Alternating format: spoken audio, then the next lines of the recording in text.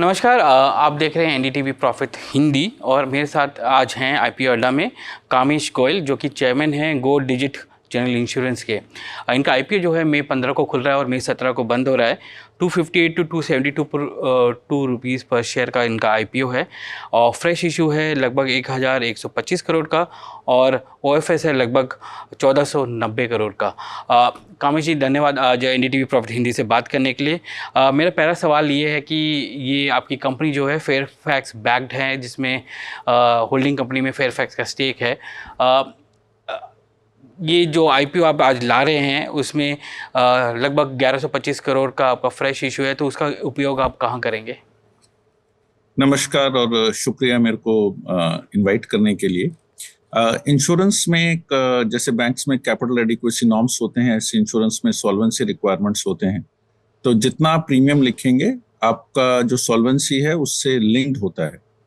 तो ये जो हम कैपिटल रेज कर रहे हैं ये एसेंशली खाली सॉल्वेंसी रेशियो को मेंटेन करने के लिए कर रहे हैं, जिससे कंपनी का जो मिनिमम सॉल्वेंसी रिक्वायरमेंट है वो 150 होता है। तो कि ये कंपनी जब भी जैसे ग्रो करती रहे तो उसके पास सफिशिएंट कैपिटल हो ये सॉल्वेंसी नॉर्म्स मीट करने के लिए। तो कैपिटल बेसिकली उसी के लिए रेज कर रहे हैं। तो कितना हो जाएगा सॉल्वेंसी इसके बाद? हमारा मेरे ख्याल दिसंबर 23 तक करीब 170 था। अभी 31 मार्च के हमारे रिजल्ट्स फाइनलाइज नहीं हुए हैं और अब अप्रैल भी निकल गया है। तो मेरा उम्मीद है कि ये 1125 करोड़ के बाद हम 200% से तो ऊपर डेफिनेटली जाएंगे।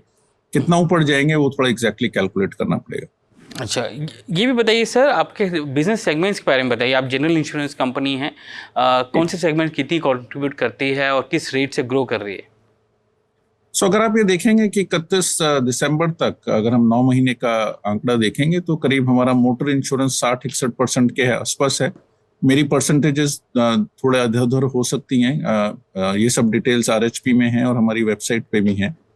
उसके बाद हमारा हेल्थ नेक्स्ट बड़ा सेगमेंट है जो करीब 14-15% है। उसके बाद हमारा प्रॉपर्टी है, फायर इंश्योरेंस सेगमेंट है।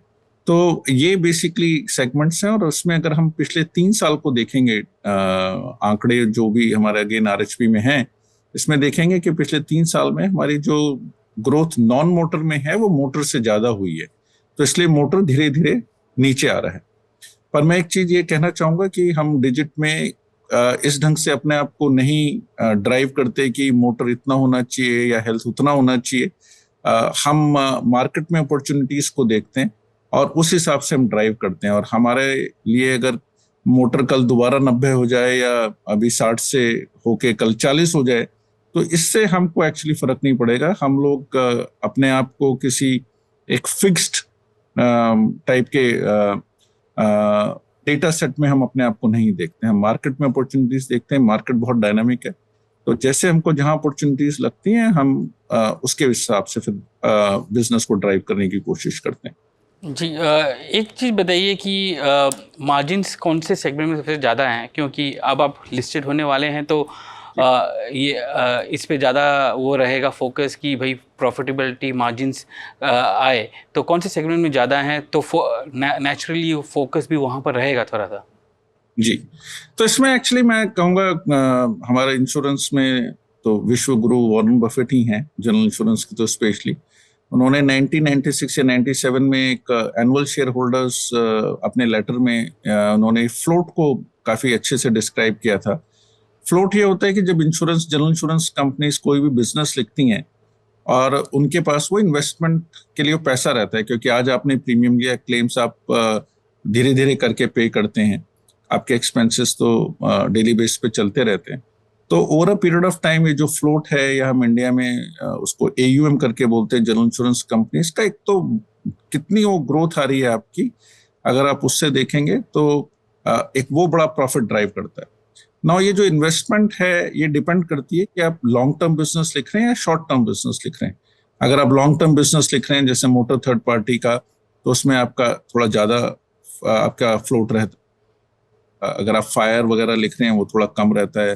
हेल्थ अगर आप लिख रहे हैं या मोटर ओन डैमेज लिख रहे हैं वो और कम हो जाता है, क्योंकि वो 1 साल का बिजनेस होता है और 1 साल में क्लेम्स निकल जाते हैं। तो एक तो हमको ये देखने की जरूरत है प्रॉफिटेबिलिटी में, दूसरा है लॉस रेशियो और तीसरा है क्लेम्स।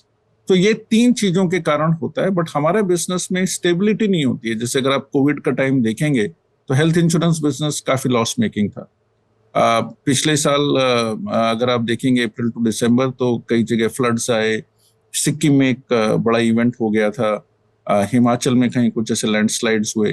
तो फिर वो बिजनेस है वो बाय नेचर थोड़ा वोलेटाइल होता है। तो प्रॉफिटेबिलिटी को ओवर अ 3 ईयर पीरियड हम लोग देखते हैं, क्योंकि क्वार्टर बाय क्वार्टर और on a yearly basis some line of business can be very volatile.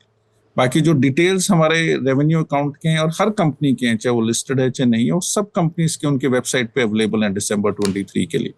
तो और ये भी नंबर भी थोड़ा डिफर कर सकता है कंपनी कंपनी का कि किसका किस सेगमेंट में क्या प्रॉफिटेबिलिटी है। हमारा बिजनेस बहुत स्टैंडर्डाइज टाइप का नहीं है कि अगर आप ये बिजनेस करते हो हर कंपनी का, अगर आप मोटर ओन डैमेज अगर देखेंगे या मोटर थर्ड पार्टी देखेंगे या हेल्थ देखेंगे, अलग अलग कंपनीज का अलग अलग लॉस रेशियो होगा। तो इसलिए मेरे ख्याल से इस पे कोई जनरिक आंसर देना थोड़ा डिफिकल्ट है। ये बताइए, आपने फ्लोट की बात की तो इन्वेस्टमेंट एयूएम है आपके 15,000 करोड़ के। एयूएम किस रेट से ग्रो कर रहे हैं और इनमें किस तरह के रिटर्न्स मिल रहे हैं, बिकॉज वो ही रिटर्न्स आपके प्रॉफिटेबिलिटी को डिटरमाइन करते हैं। जी बिल्कुल, ये बड़ा अच्छा क्वेश्चन पूछा है आपने। अगर आप इसमें हम देखेंगे, और ये सब आरएचपी में इंफॉर्मेशन है, तो अगर हम देखेंगे तो 6 साल में करीब दिसंबर में जब से कंपनी स्टार्ट हुई तो ये करीब कैपिटल तो शेयर होल्डर्स की करीब 3400 करोड़ के आसपास आई है। और ये जो 15,000 करोड़ है, और नेटवर्थ देखेंगे तो नेटवर्थ रफली अबाउट 2500-2600 करोड़ होगी मेरे ख्याल से 31 दिसंबर को। तो करीब 12,500 करोड़ का जो फ्लोट आया है, ये इंश्योरेंस बिजनेस से आया, ये 6 साल में आया। आप इसको कैलकुलेट कर सकते हैं, क्वार्टर बाय क्वार्टर भी ये डेटा अवेलेबल है। जहां तक यील्ड की बात कही आपने, उसमें अगर देखेंगे, और मेरे ख्याल इन्फॉर्मेशन भी होगी, हमारा जो असेट एलोकेशन है वो फिक्स्ड इनकम की तरफ ज्यादा है। तो जो 31 दिसंबर 1 अप्रैल से 31 दिसंबर 23 का है, ये हमारी यील्ड इन्वेस्टमेंट की करीब 7.5 के आसपास होगी, अगर मेरे को एग्जैक्टली याद है तो। बट 0.1-0.2% ऊपर नीचे इधर हो सकती है, वो आरएचपी में देख सकते हैं। पर उससे पहले अगर साल में देखेंगे तो हमारी यील्ड थोड़ी कम थी फिक्स इनकम की भी, और उससे साल पहले थोड़ी और कम थी। तो ये धीरे धीरे करके इन्वेस्टमेंट यील्ड इंक्रीज हो रही है। और अभी हमको जैसे सॉल्वेंसी इंक्रीज होगी तो हमको मौका मिलेगा अपना असेट एलोकेशन भी थोड़ा सा इम्प्रूव करने का, कि अगर हम चाहें तो हम पैसा इक्विटी वगैरह में भी डाल सकते हैं। मेरा आखिरी सवाल ये है कि आपकी कंपनी जो है फेयरफैक्स बैक्ड है। जी, एक लार्ज स्टेक है उनका कंपनी में इनडायरेक्टली होल्डिंग कंपनी के थ्रू। उनका कितना टाइमलाइन है इन्वेस्टेड रहने का, बिकॉज वो भी अपने पोर्टफोलियो को चर्न करते हैं, प्रॉफिटेबिलिटी निकालते हैं, तो उनका क्या टाइमलाइन है? सो आई थिंक फेयरफैक्स बेसिकली तो इंश्योरेंस कंपनी है। जो उनका मेन बिजनेस है ग्लोबली, वो इंश्योरेंस कंपनी है। I think top 20 general insurers of the world में होंगे अब वो। और उनका इंडिया में भी ट्रैक रिकॉर्ड था कि वो जनरल इंश्योरेंस में उन्होंने ICICI बैंक के साथ लोम्बार्ड, ICICI लोम्बार्ड स्टार्ट की थी। एंड आई थिंक प्रेम वास्तव जो फेयरफैक्स के फाउंडर और चेयरमैन है, आई थिंक उन्होंने इंटरव्यूज में भी कहा है कि वो इंडिया को काफी कमिटेड देखते हैं, और इंडिया में कंटिन्यूसली इन्वेस्टमेंट बढ़ा रहे हैं, और इंश्योरेंस उनका कोर बिजनेस है। तो मेरी अंडरस्टैंडिंग, और ये मैं कोई उनके बिहाफ पे बोल नहीं रहा, मैं उनके I am not a spokes person for them, but मेरा है कि मेन बिजनेस में इन इंडिया अगर वो एक इतनी बड़ी कंपनी छोड़ के एक स्टार्टअप स्टार्ट करते हैं, सो उनका आइडिया ये होगा कि वो अपना स्टेक ज्यादा से ज्यादा रख सकते हैं। दूसरी बात मैं ये कहना चाहूंगा कि चाहे फेयरफैक्स हो चाहे मैं हूं, हमारा कोई डायरेक्ट स्टेक नहीं है इंश्योरेंस कंपनी में। तो हमारी जो शेयर होल्डिंग है वो तो होल्डिंग कंपनी में है, वहां ऊपर नीचे चेंज हो सकता है हमारे दोनों के बीच में, बट उस कंपनी की शेयर होल्डिंग से नीचे क्या हो रहा है उससे एक्चुअली उतना फर्क नहीं पड़ेगा। और जो भी होल्डिंग कंपनी के डिसीजन है वो तो हम लोगों को दोनों को ज्वाइंटली लेने, ना मैं खाली ले सकता ना वो खाली ले सकता। मैं इसलिए पूछ रहा था क्योंकि रेगुलेटर भी अभी डाइवर्सिफिकेशन ऑफ शेयर होल्डिंग की तरफ जा रहा है, और हमने देखा है कि जो बड़ी कंपनियां 10 साल से ज़्यादा बड़ी कंपनियां, वहाँ पर शेयर होल्डिंग ग्रेजुअली कम हुई हैं सबकी, क्योंकि रेगुलेटर्स को डाइवर्सिफाई शेयर होल्डिंग चाहिए। तो वो चीज़ यहाँ पर कब देखने को मिलेगी? एक्चुअली इंश्योरेंस में बड़ा उल्टा है। इंश्योरेंस में रेगुलेशंस हैं कि लिस्टिंग होने के बाद भी प्रमोटर्स को 26% शेयर होल्डिंग हमेशा रखनी है। हाँ, तो पर ये आप तो तो आपका तो बहुत हाई है ना। नहीं, मैं उस पर भी आ रहा हूँ। तो एक तो आप लॉक्ड इन हो फॉर एवर। सेकेंडली, अगर आप बड़ी कंपनीज में भी देखें, अगर हम HDFC ग्रुप में देखें या हम ICICI में देखें, इंश्योरेंस कंपनीज में, जनरल इंश्योरेंस में, दोनों में बैंक्स की शेयर होल्डिंग 50-50 है। अभी भी दोनों ने इंक्रीज की है। तो जब तक रेगुलेटर कोई नॉर्म्स नहीं लाता कि आपको शेयर होल्डिंग कम करनी है और कितनी कम करनी है, वो तो फिर रेगुलेशंस आएंगे तो सब फॉलो करेंगे। बट आज की डेट में तो कंपनी के पास सफिशिएंट कैपिटल होगी IPO के बाद। हमने फैक्ट कि हमने जो अपना ऑफर फॉर सेल था, हमने वो हाफ कर दिया जितना मैक्सिमम अलाउड था।